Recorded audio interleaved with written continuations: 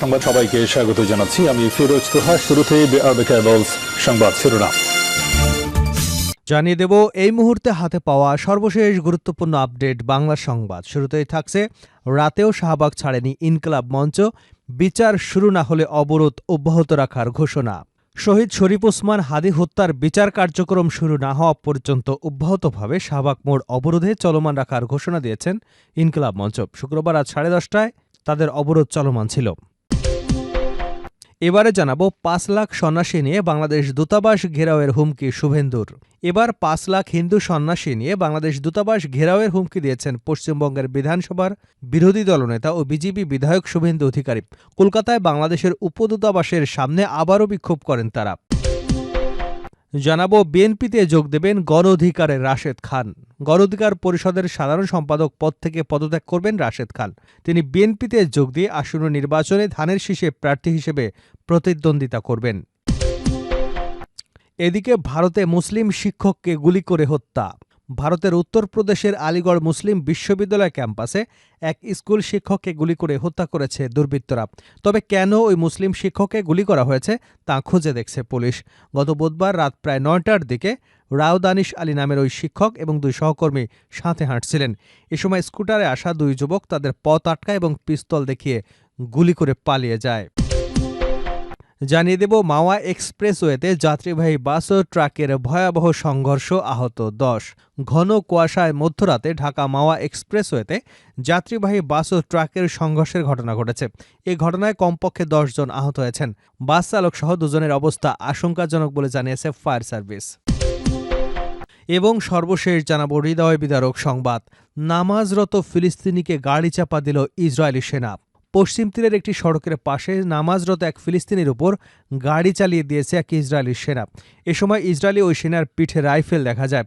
পরে ফিলিস্তিনি ওই ব্যক্তি সেখান থেকে দ্রুত চলে যান।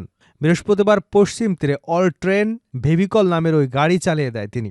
সামাজিক যোগাযোগ মাধ্যমে নামাজরত মুসল্লির উপর গাড়ি চালিয়ে দেওয়া নৃশংস ঘটনার একটি ভিডিও ভাইরাল হয়ে ছড়িয়ে পড়েছে। এ ঘটনায় অনেকেই ইসরায়েলি সেনাবাহিনীর প্রতি চরম ক্ষোভ প্রকাশ করেছে। প্রিয় দর্শক, আপনি যদি ইসরায়েলি এই বর্বর হামলাকে সমর্থন না করে থাকেন তাহলে ভিডিওতে একটি লাইক দিন, কমেন্ট করে আপনার মতামত জানান। পরবর্তী আপডেট সবার আগে জানার জন্য চ্যানেলটি সাবস্ক্রাইব করে রাখুন। ভিডিওটি শেয়ার করে আপনার বন্ধুদের মাঝে ছড়িয়ে দিন। এতক্ষণ শুনছিলেন সংবাদ শিরোনাম, এবার থাকছে বিস্তারিত সংবাদ। রাতেও শাহবাগ ছাড়েনি ইনকিলাব মঞ্চ, বিচার শুরু না হলে অবরোধ অব্যাহত রাখার ঘোষণা। শহীদ শরীফ ওসমান হাদী হত্যার বিচার কার্যক্রম শুরু না হওয়া পর্যন্ত অব্যাহতভাবে শাহবাগ মোড়ে অবরোধ চলমান রাখার ঘোষণা দিয়েছে ইনকিলাব মঞ্চ। শুক্রবার রাত 10:30 পর্যন্ত তাদের অবরোধ চলছিল। 10টার দিকে ইনকিলাব মঞ্চের সদস্য সচিব আব্দুল আল জাবের ঘোষণা দিয়েছেন তারা অবরোধ জারি রাখবেন। এটা রাত গড়িয়ে শনিবার অব্যাহত থাকবে। কম্বল ও সামিয়ানা টাঙানোর কথাও জানান তিনি। আব্দুল আল জাবের বলেন, হাদী ভাই, আমরা বিচার নিশ্চিত না করে যাব না। আমরা আমাদের অবস্থান জারি রাখব। আমরা খুনিদের বিচার চাই, এর বাইরে আমাদের কোনো চাওয়া নেই। আগামী 27 কার্যদিবসের মধ্যে বিচার কার্যক্রম শেষ করতে হবে। বিচার কার্যক্রম শুরু হলে আমাদের কার্যক্রম আমরা তুলে নেব। এর আগে কোনো আশ্বাসে আমরা কর্মসূচি শেষ করব না। বিএনপির ভারপ্রাপ্ত চেয়ারম্যান তারেক রহমানের শনিবার ওসমান হাদীর কবর জিয়ারতের কথা ছিল। এ ব্যাপারে জানতে চাইলে ইনকিলাব মঞ্চের ঢাবি শাখার মুখপাত্র ফাতিমা তাসনিম ঝুমা জানিয়েছেন, বিচার নিশ্চিত না হওয়া পর্যন্ত আমাদের অবস্থান চলবে। তিনি বলেন, বিএনপি নেতা সালাউদ্দিন সাহেবের সঙ্গে কথা হয়েছে, তারা কালকে আসলে আমরা তাদের যাওয়ার রাস্তা করে দেব। তবে আমাদের কর্মসূচি এখানে বিরতিহীনভাবে চলবে। সরজমিনে দেখা যায় রাজশাহী বিশ্ববিদ্যালয়ের কেন্দ্রীয় ছাত্র সংসদ সাধারণ সম্পাদক সালাউদ্দিন আম্মার স্লোগান দিচ্ছেন। কম্বল গায়ে জড়িয়ে লোকজন শাহবাগ মোড়ে বসে আছেন। তাদেরকে ঘিরে অনেকেই দাঁড়িয়ে আছেন। তারা শাহবাগ মোড়ে ট্রাফিক পুলিশ বক্সের পাশে অবস্থান নিয়েছেন। চারদিকে ব্যারিকেড দিয়ে মোড় দিয়ে যান চলাচল বন্ধ রয়েছে। তবে সড়কের পাশে ছোট লেনে যান ধীর গতিতে চলছে। স্লোগান দেওয়া হচ্ছে, শাহবাগ না ইনসাফ, ভারত না বাংলাদেশ, উই ওয়ান্ট জাস্টিস, লীগের দালালরা হুঁশিয়ার সাবধান, 1 হাদির রক্ত থেকে লক্ষ হাদির জন্ম হবে, ইত্যাদি। এর আগে শুক্রবার জুমা নামাজের পর ঢাকা বিশ্ববিদ্যালয়ের কেন্দ্রীয় মসজিদে বিক্ষোভ মিছিল বের করে লেকচার থিয়েটার, ভিচি চত্বর এবং টিএসসি প্রদক্ষিণ করে শাহবাগ মোড়ে এসে অবরোধ করে ইনকিলাব মঞ্চ।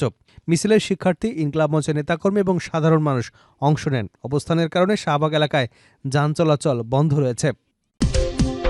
5 লাখ সন্ন্যাসী নিয়ে বাংলাদেশ দূতাবাস ঘেরাওয়ের হুমকি শুভেন্দুর। এবার 5 লাখ হিন্দু সন্ন্যাসী নিয়ে বাংলাদেশ দূতাবাস ঘেরাওয়ের হুমকি দিয়েছে পশ্চিমবঙ্গের বিধানসভার বিরোধী দলনেতা ও বিজেপি বিধায়ক শুভেন্দু অধিকারী। কলকাতায় বাংলাদেশের উপদূতাবাসের সামনে আবারও বিক্ষোভ করেন তারা। শুক্রবার রাজ্য বিজেপির বিরোধী দলীয় নেতা শুভেন্দু অধিকারীর নেতৃত্বে এই বিক্ষোভ হয়। এ সময় আগামী জানুয়ারিতে 5 লাখ হিন্দু সন্ন্যাসী নিয়ে বাংলাদেশ দূতাবাস ঘেরাওয়ের হুমকি দেওয়া হয়। বাংলাদেশের সংখ্যালঘু হিন্দুদের উপর নির্যাতনের অভিযোগ তুলে কলকাতার বাংলাদেশ উপদূতাবাসে স্মারকলিপি জমা দিয়েছে বিজেপি এবং সাধু সন্ন্যাসীদের একটি প্রতিনিধি দল। এর আগে মিশন থেকে প্রায় 200 মিটার দূরে বেগবাগান মোড়ে বিক্ষোভ থেকে ওই হুমকি দেন শুভেন্দু। কলকাতায় শিয়ালদহ স্টেশন চত্বর থেকে গেরুয়া কাপড় পরা সাধু সন্তানদের নিয়ে একটি মিছিল শুরু হয়। মিছিলটি বাংলাদেশ উপদূতাবাসের দিকে অগ্রসর হলে বেহালা বাজান মোড়ে কলকাতা পুলিশ সেটি আটকে দেয়। এরপর বিরোধী দলের নেতা শুভেন্দু অধিকারী সহ 4 সদস্যের একটি প্রতিনিধি দল বাংলাদেশের ডেপুটি হাইকমিশনারের সঙ্গে সাক্ষাৎ করেন। প্রায় 30 মিনিট ডেপুটি হাইকমিশনারের কার্যালয়ে বৈঠকের পর শুভেন্দু অধিকারী ও প্রতিনিধি দলের সদস্যরা বাইরে বেরিয়ে আসেন। উপদূতাবাস থেকে বেরিয়ে শুভেন্দু বলেন, আমাদের দাবিগুলো ডেপুটি হাইকমিশনারের মাধ্যমে বাংলাদেশের অন্তর্বর্তী সরকারের কাছে পৌঁছে দিতে উপদূতাবাসে এসেছিলাম।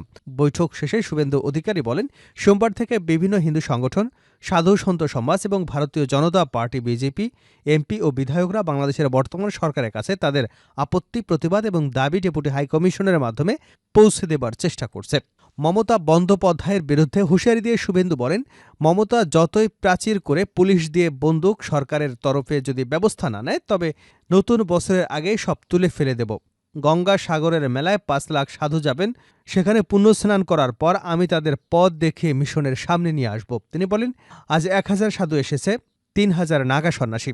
গঙ্গাসাগরে 5 লাখ সাধু যাবেন।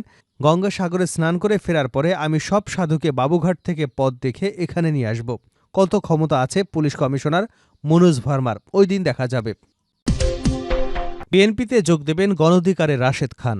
গণঅধিকার পরিষদের সাধারণ সম্পাদক পদ থেকে পদত্যাগ করবেন রাশেদ খান। তিনি বিএনপিতে যোগ দিয়ে আসন্ন নির্বাচনে ধানের শীষের প্রার্থী হিসেবে প্রতিদ্বন্দ্বিতা করবেন।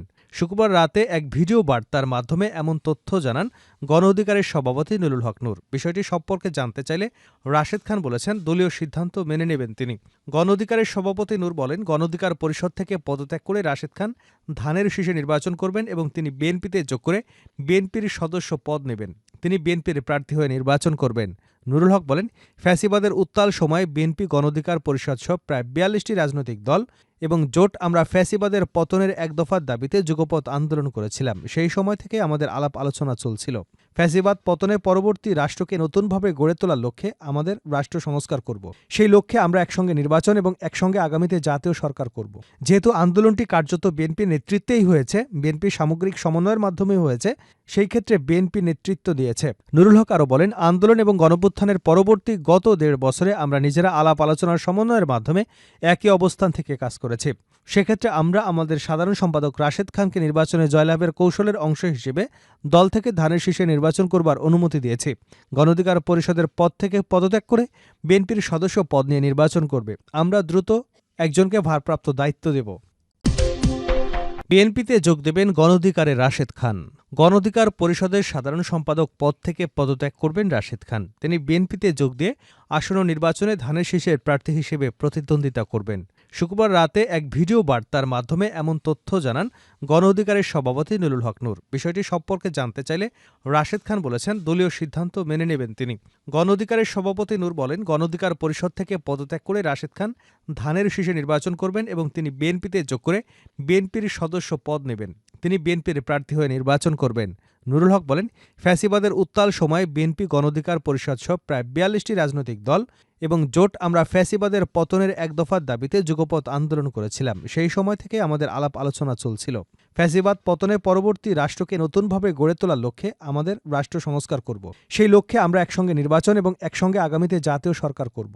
যেহেতু আন্দোলনটি কার্যত বিএনপি নেতৃত্বেই হয়েছে, বিএনপি সামগ্রিক সমন্বয়ের মাধ্যমে হয়েছে, সেই ক্ষেত্রে বিএনপি নেতৃত্ব দিয়েছে। নুরুল হক আরও বলেন, আন্দোলন এবং গণঅভ্যুত্থানের পরবর্তী গত 1.5 বছরে আমরা নিজেরা আলাপ আলোচনার সমন্বয়ের মাধ্যমে একই অবস্থান থেকে কাজ করেছি।